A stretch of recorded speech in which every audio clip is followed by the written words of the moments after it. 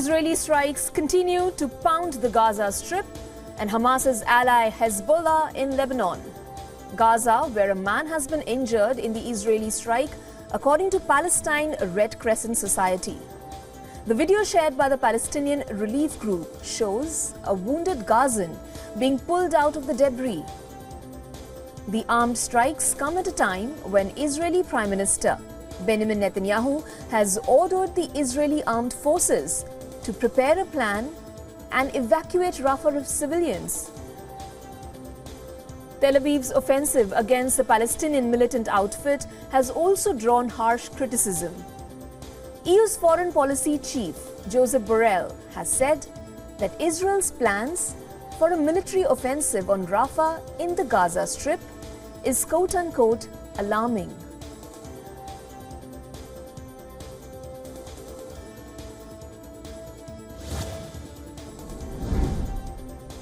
Thousands of Houthi rebels took to streets in Yemen's capital of Sana'a and marched in solidarity with Palestinians in Gaza. Drone footage showed people carrying Palestinian and Yemeni flags, with protesters chanting slogans in support of the Palestinians in Gaza. Now, the Iran-backed Houthi rebels have been launching a wave of exploding drones and missiles at commercial vessels in the Red Sea and the Gulf of Aden in recent weeks, calling it a response to Israel's offensive in Gaza.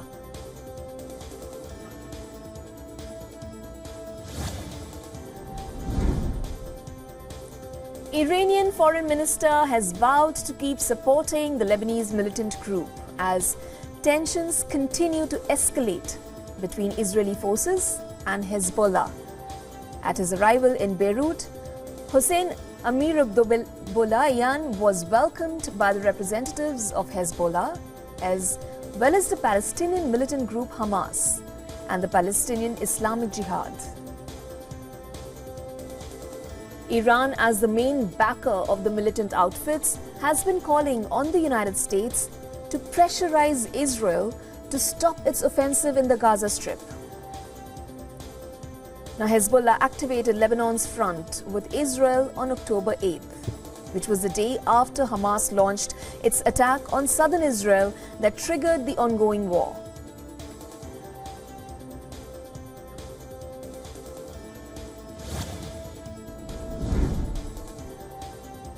Russia launched a drone attack on Ukraine's city of Kharkiv, killing 7 people, including 3 small children. The attack triggered blazes and damaged infrastructure and residential houses. Now, the head of the Kharkiv prosecutor's office said that 3 drones hit an infrastructure object. At least 14 private homes were destroyed and 50 residents had to be evacuated.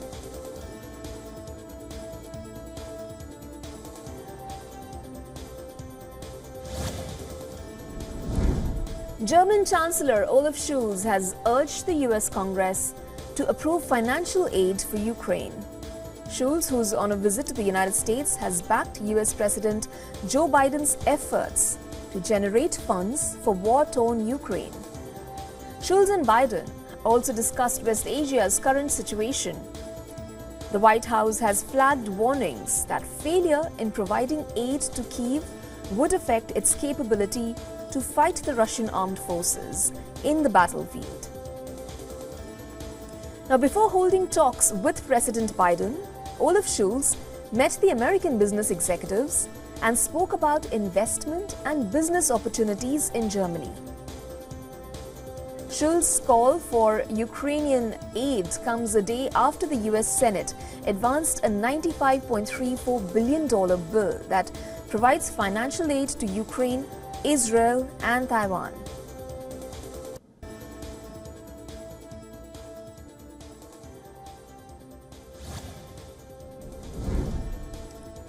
As US President Joe Biden met visiting German Chancellor Olaf Scholz, he ignored questions about his memory that are making global headlines. Biden recently got into fresh trouble over his age after a DOJ report described the president's memory as hazy. Vice President Kamala Harris has come to his defense. She has denounced the allegations as gratuitous, inaccurate, and politically motivated. The Vice President also highlighted Biden's proactive leadership during intense moments, such as the October 7th attack on Israel.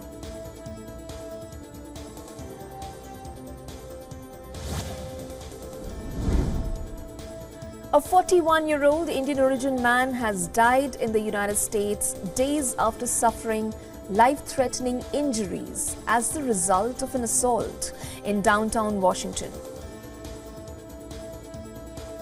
Now, according to the police, the deceased was identified as Vivek Taneja, who belongs to Alexandria in Virginia. According to the police report, the incident took place on February 2nd at approximately 2 a.m. local time, following which Taneja was rushed to the hospital for treatment. Now, the incident comes amid a sudden surge in the attacks and deaths on Indian students and Indian Americans living in the United States. Washington's Metropolitan Police has been seeking public assistance in identifying and locating the suspect.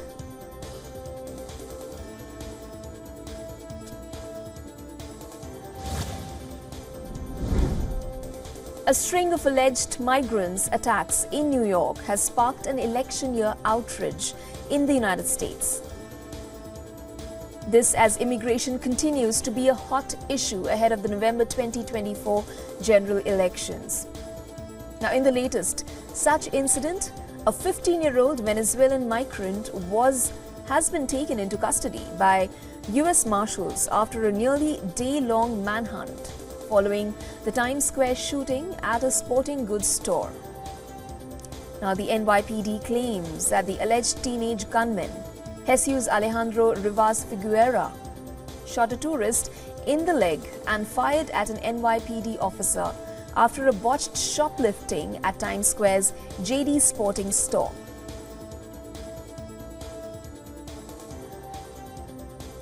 Now, according to the police, Figueroa arrived in New York City less than 6 months ago and was living in a hotel shelter in NYC's Upper West Side.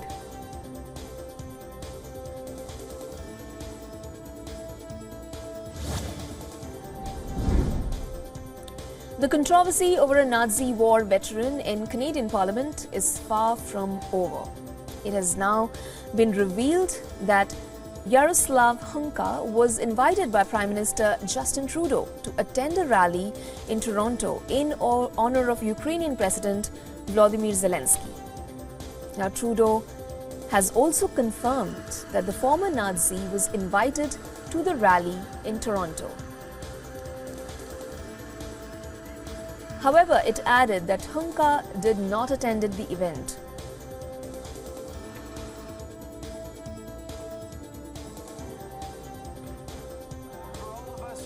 Hunka's invitation to the rally is likely to stir more controversy.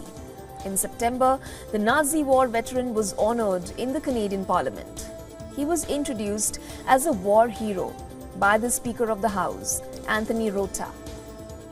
After a few days of the incident, Rota rendered his resignation.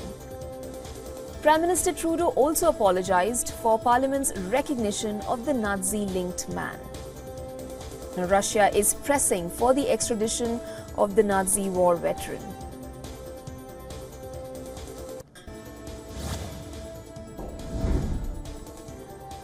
Farmers in Italy protested on tractors around Rome's Ring Road to put pressure on the government over tax cuts and environmental regulation. Prime Minister Giorgia Meloni met with Italian Farmers Association on Friday after weeks of demonstrations across Italy and promised to reinstate a limited tax break. The protests reached the center of Rome with tractors including one green, one white, and one red, Italy's national colors, taking a symbolic drive past the Colosseum. Now, farmers have been staging small protests from Sicily to Turin, demanding action on a range of issues. Prime Minister Meloni has expressed sympathy with the farmers and said her government has already acted to support the industry, diverting $3.2 billion from the Italy's share of EU's post-COVID recovery fund.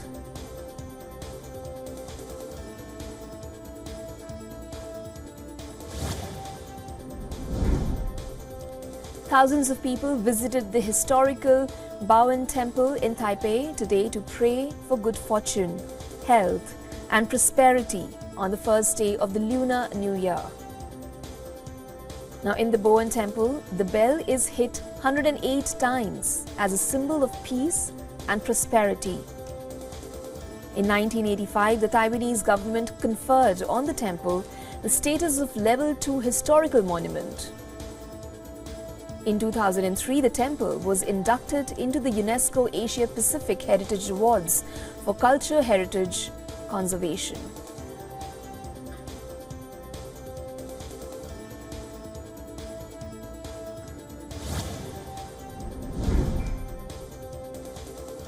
Downtown Moscow was all decked up in red as the locals and foreigners celebrated the beginning of the Year of the Dragon. Russian Foreign Ministry spokesperson Maria Zakharova and the Chinese ambassador to Russia, Zhang Hanhui, also attended the opening ceremony, which featured the traditional dragon dance performance. The spectators and attendees sampled various Chinese food and enjoyed festive atmosphere.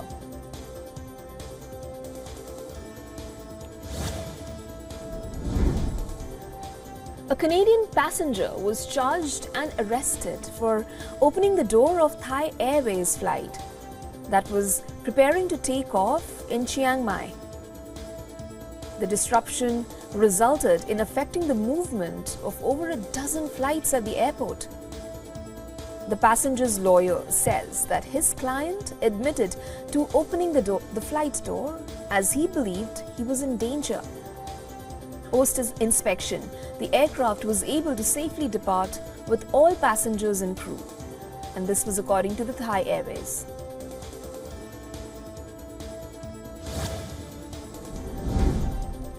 The personnel of the Ecuadorian military carry out operations to control weapons, ammunition and explosives inside the facilities of the country's largest prison complex.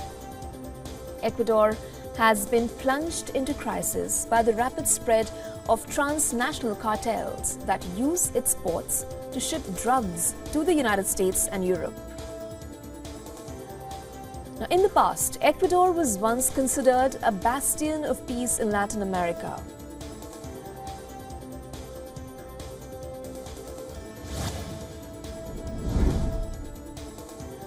Over 2,000 people were evacuated on Friday due to a fuel leak in central Mexico's Jalisco. According to officials and Mexican authorities, no casualties and incidents were reported. Now, a leak on the state-run oil company Pemex pipeline unleashed a 15-meter fuel stream in the atmosphere, forcing the residents of nearby villages to leave their homes. The governor of the region posted on social media platform X about the blocking the gas leak without mentioning what could have caused the leak. Now, in the past, Mexico has suffered hundreds of illegal ruptures to its network of oil and gas pipelines.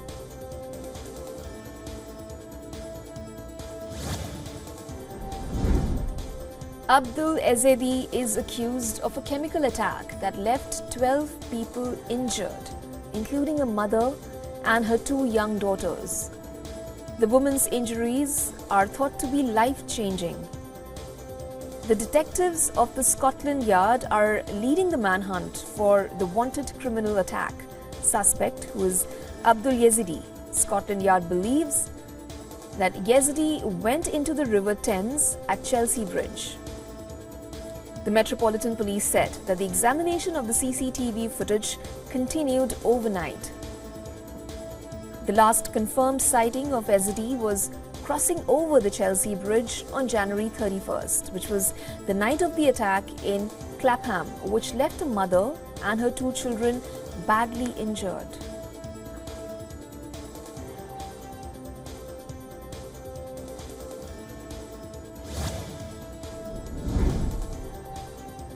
Tensions mount in Senegal's capital, Dakar, as clashes erupt amid political unrest. The streets of Dakar became a battleground on Friday as tensions boiled over into violent clashes between opposition activists and security personnel. This law, passed in the parliament, not only postponed the presidential elections until December 15th, but also controversially extended President Macky Sall's term of office. This puts one of West Africa's most stable democracies to test, at a time when the region is facing a surge in military coups. The bill was passed in a chaotic voting process as the opposition lawmakers were forcibly removed from the chamber. Now, this is the first time Senegal elections have been postponed since the introduction of multi-party democracy in the year 1974.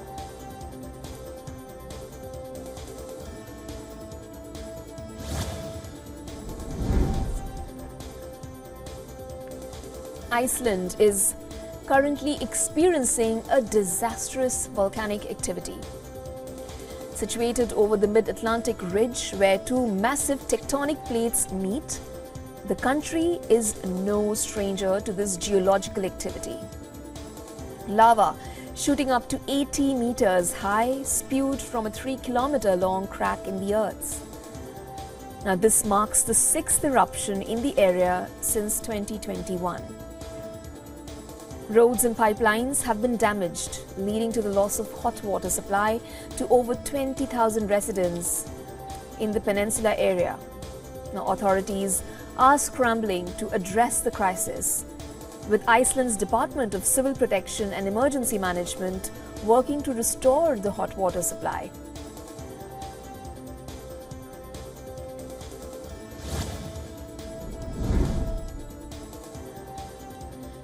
The aerobatic team of the Chinese People's Liberation Army Air Force, which is the PLA Air Force, completed their final aerobatic displays at the World Defense Show in Saudi Arabian capital of Riyadh on February 8th. The air performance is part of the second edition of the World Defense Show in Riyadh, which ran from February 4th to February 8th.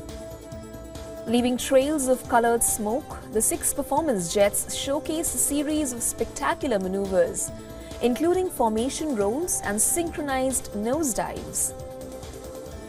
The team flew for nearly 4,000 kilometers directly from China to Riyadh, with an aerial refueling aircraft YY-20, carrying out in-flight refueling to support the long journey. This is the 10th time for the BAE aerobatic team to display their skills abroad.